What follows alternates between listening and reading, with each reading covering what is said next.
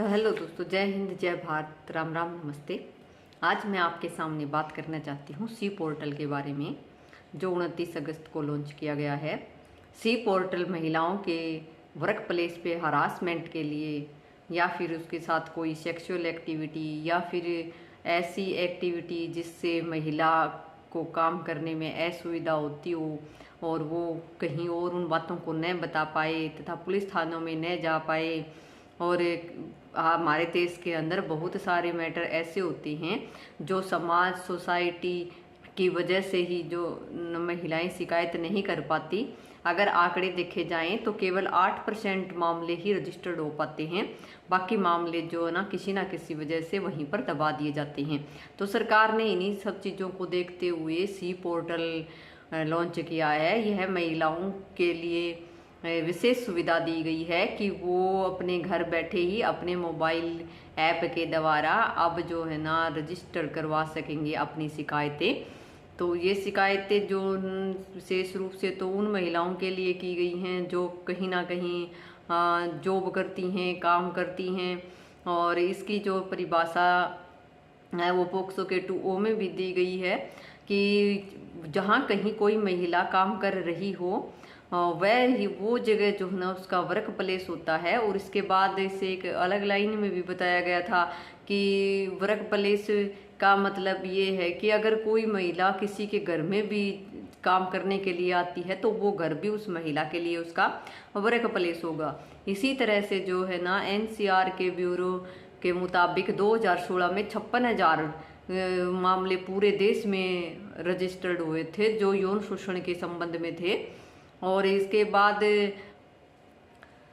Sexual harassment पे Vishakha versus state of Rajasthan का मामला जो है ना मुख्य रूप से सुर्खियों में रहा। और उसके बाद गाइडलाइन भी दी गई और वर्क प्लेस की डेफिनेशन भी दी गई। और इसके अंदर किसी भी महिला को अगर वो अपने वर्क प्लेस की वजह से अगर किसी जगह पर काम करने के लिए जाती है या फिर उसी की वजह से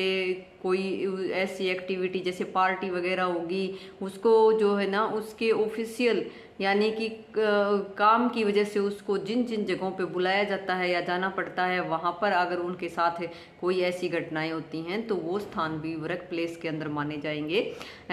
पार्टी को लेकर मैं एक बात बताना चाहती हूँ कि IAS अधिकारी के साथ जो है ना एक बार किसी पुलिस के बड़े अफसर ने पार्टी में ही एक छेड़छाड़ की थी और वो मामला जो है ना पार्टी की डेफिनेशन पे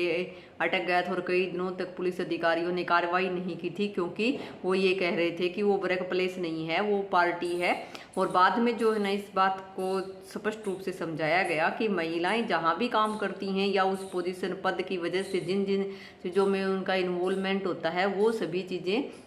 उसके वर्क प्लेस के अंदर इंक्लूड होंगे। तो इसके लिए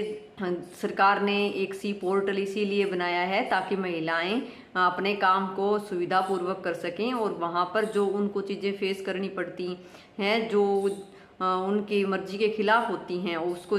ऑनलाइन वहीं से रजिस्टर्ड करा सके। और इसके अंदर जो है ना उसकी पहचान को भी गोपनीय रखा जाएगा। तो सबसे ज़्यादा जो हरासमेंट होती है वो इशारों से, बोलकर, शब्दों से और फिजिकल एक्टिविटी से कम होती है, वो केवल 8% ही होती है। बाकी जो हरासमेंट होती है वो किसी ना किसी प्रकार से उसके ऊपर टोंटिंग की जाती है, टिप्पणी की जाती है। जैसे कि कोई वो अपने काम पे गई, वहाँ पर उसके सहकर्मी या कोई और जो ऐसी बातें करते हैं जो उसको पसंद नहीं होता, यानी कि उसके दिमाग के अंदर हरासमेंट वाली जो इशारे बाजी की जाती है वो सारी चीज़ें उसके हरासमेंट के अंदर आती हैं। और हरासमेंट को समझने के लिए कोई ज़्यादा बड़ी विद्या की ज़रूरत नहीं होती। हर एक बंदे में के अंदर एक कॉमन सेंस होता है, यानी कि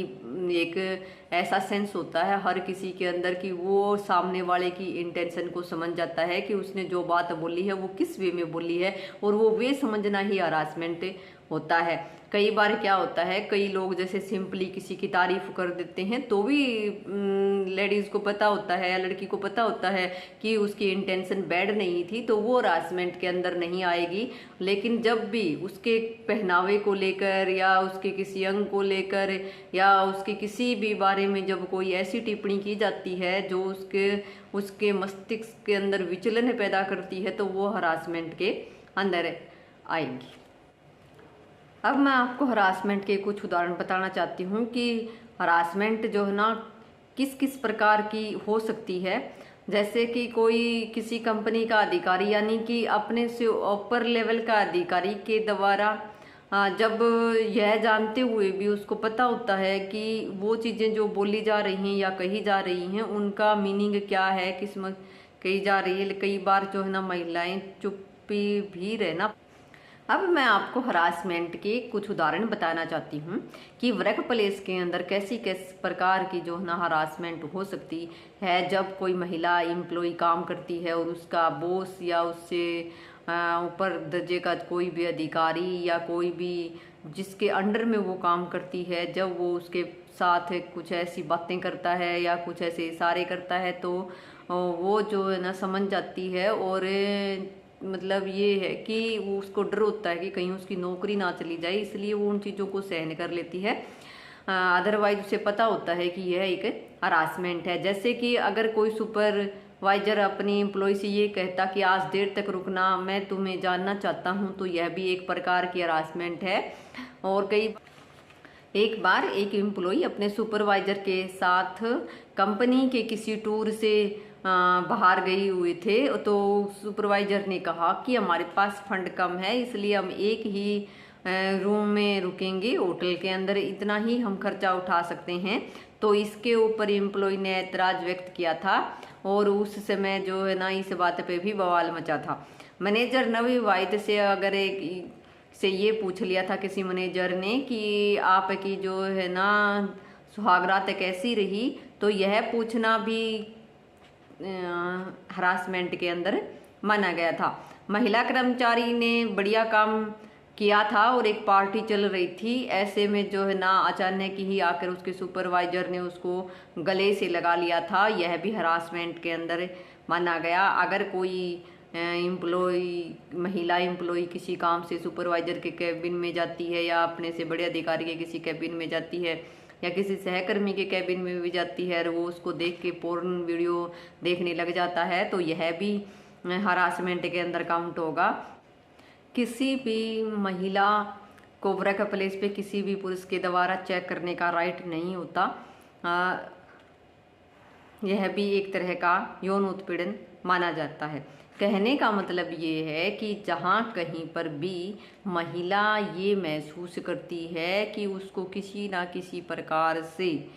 तंग व परेशान किया जा रहा है और उसके माइंड में हरासमेंट दी जा रही है, वो किसी भी प्रकार से हो सकती है, किसी भी प्रकार की टिप्पणी हो सकती है, किसी प्रकार की टोंटिंग हो सकती है, किसी प्रकार का इशारा हो सकता है, किसी भी प्रकार से उसको छुआ गया हो, उसको पता चल जाता है। कई बार क्या होता है कि लोग भीड़ का फ़ायदा उठा के या ये सोचते हुए कि इसको पता नहीं चलेगा, ऐसी धक्का मुक्की में उसको जानबूझ के जबरन छेड़ने का, हाथ लगाने का, टच करने का प्रयास करते हैं और उसको सब कुछ पता चल जाता है। तो ये सारी चीज़ें हरासमेंट के अंदर काउंट होगी। अब जो है ना मैं आपको बताना चाहती हूँ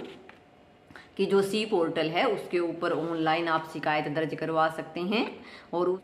आप सी पोर्टल पर अपनी शिकायत दर्ज कर सकते हैं। इसके अंदर भिन्न भिन्न प्रकार के ऑप्शन दिए गए हैं। उसके अंदर आपको अपने वर्क प्लेस की सारी जानकारी देनी होती है और आपको अपनी जानकारी भी देनी होती है। ये चीज़ें गोपनीय रखी जाएंगी और उसके बाद ये डिस्ट्रिक्ट कमेटी को सौंप दी जाती है और डिस्ट्रिक्ट कमेटी जो है ना इसके ऊपर पूरी छानबीन करने के लिए 3 महीने का टाइम लेती है और 3 महीने के दौरान उसकी सत्यता की परख की जाती है और उसके बाद कमेटी को जो है ना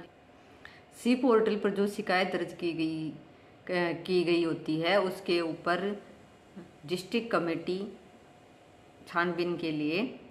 उस एरिया के अंडर आने वाले थाना के पास भेजती है और वो उसकी पूरी जांच पड़ताल करते हैं और 3 महीने के अंदर अपनी रिपोर्ट जो है ना